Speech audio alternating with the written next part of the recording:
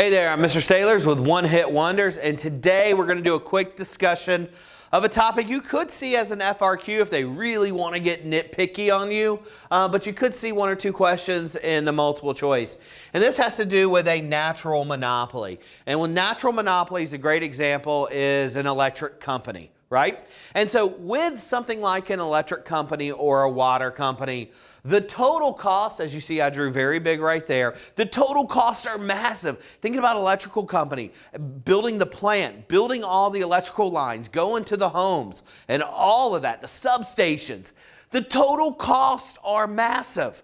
So you cannot divide your total cost by the whole population, let's say of Georgia, then the cost per electrical watt will be huge.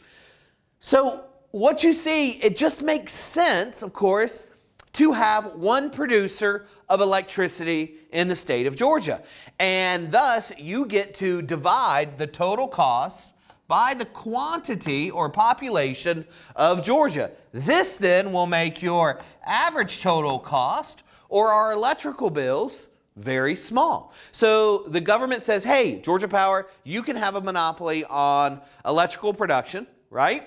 But we are going to regulate you. Now, one of the beauties of natural monopolies is, and being able to produce it for the whole state, is you really get to take advantage of economies of scale. So as you get bigger and bigger and bigger, your cost is going to get, so think about this queue getting bigger and bigger and bigger, your ATC is going to get smaller and smaller and smaller. So your ATC is always going down, is always at the stage of economies of scale. But it is going to be regulated. So let's add our, of course, demand curve, which you already know. And that's AR. I know it's hard to see. It's just demand. And then we have MR. So what we see if this wasn't regulated, we would do our traditional MR equals MC. And the price for electricity would be very high.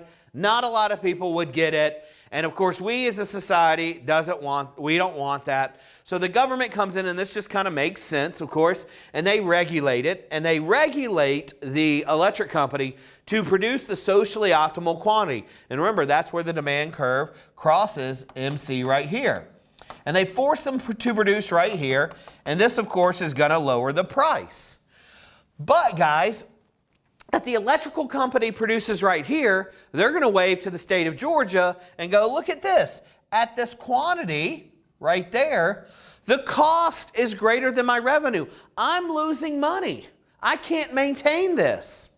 So knowing this, the government has to step in and provide Georgia Power with a lump sum subsidy. Yes, I know you're already saying, hey, you've always said per unit subsidy. Yeah, this for natural monopoly is a lump sum subsidy because they're already producing the desired quantity. So it only needs to be a lump sum subsidy to make up for those losses right there. So just kind of be, especially if an FRQ is on this, just kind of be aware of this, and I think you'll rock it next time. One Hit Wonders.